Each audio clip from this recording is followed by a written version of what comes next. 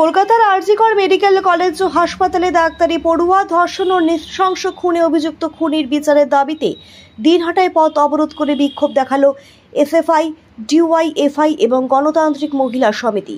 রবিবার দিনহাটা মহকুমা শাসকের দপ্তরের সামনে মেইন রোডে বিক্ষোভ ও পথ অবরোধ অনুষ্ঠিত হয়। এদিনের এই পথ অবরোধে নেতৃত্ব দেন ডিওয়াইএফআই নেতা শুভ্রালোক দাস, এসএফআই নেতা আবির দেব, সুব্রত রায়, মহিলা নেত্রী সুদেবী চক্রবর্তী, উজ্জ্বল গুহ, সৌরভ রায় প্রমুখ। এদিনের এই পথ অবরোধ সম্পর্কে বলতে গিয়ে সংগঠনের নেতৃবৃন্দ বলেন, সারা রাজ্য জুড়ে স্বাস্থ্য ব্যবস্থা ভেঙে পড়েছে, কোনো রকম আইন শৃঙ্খলার বালাই নেই, হাসপাতালগুলিতে কোনো নিরাপত্তা নেই, সর্বত্র দালাল রাজ কায়েম রয়েছে।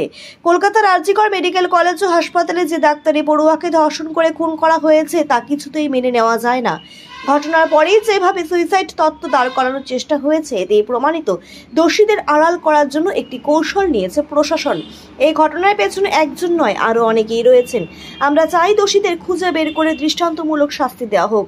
এদিন এই অবরোধ শুরুর আগে সংগঠনের তরফ থেকে একটি মিছিল দিনহাটা শহর পরিক্রমা করে মহকুমা শাসকের দপ্তরের সামনে মেইন রোডে জমায়েত হয়। এরপর সেখান থেকে পথ অবরোধ করে বিক্ষোভ দেখানো হয়। বেশ কিছু সময় এই অবরোধ চলে।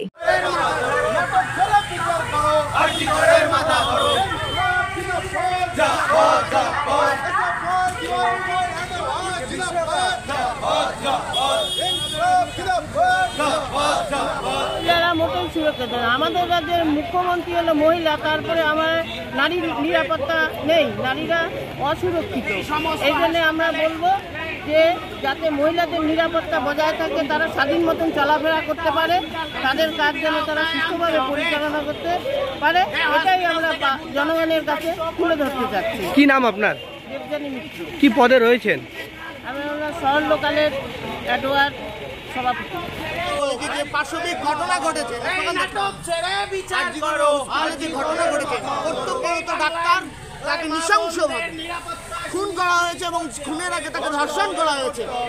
ময়না তদন্তের প্রাথমিক রিপোর্টে তা প্রকাশ্যে এসেছে, কিন্তু প্রশাসন প্রথমে এড়িয়ে গিয়ে সুইসাইডের তথ্য, নানান তথ্য হাজির করার চেষ্টা করে, কিন্তু ছাত্রদের চাপে, ডাক্তারবাবুদের চাপে তারা বাধ্য হয়।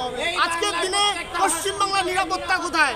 মহিলা মুখ্যমন্ত্রীর নেতৃত্বে পশ্চিমবাংলার মাটিতে ডিউটিরত অবস্থায় একজন ডাক্তার পড়ুয়া ছাত্রীকে মৃত্যুর মুখে ঠেলে দেওয়া হলো। এর দায় কার? শুধুমাত্র একজন সিভিক ভলেন্টিয়ারকে অ্যারেস্ট করলে চলবে না, সামগ্রিকভাবে এই ঘটনার যারা মাথা এবং গোটা পশ্চিমবাংলার হসপিটালগুলোতে যে দালাল রাজ বা দালাল চক্র, তার বিরুদ্ধেও কার্যত সাধারণ মানুষ আজকে রাস্তায় নেমে এসছে। গোটা রাজ্য জুড়েই ছাত্র, যুব এবং মহিলারা তারা রাস্তায় নেমেছেন।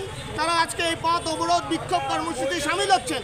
আমাদের এই বাংলার মাটিতে আরও একটি প্রাণ চলে গেল, তার বিরুদ্ধে এবং দোষীদের দৃষ্টান্তমূলক শাস্তির দাবিতেই আমাদের এই বিক্ষোভ কর্মসূচি।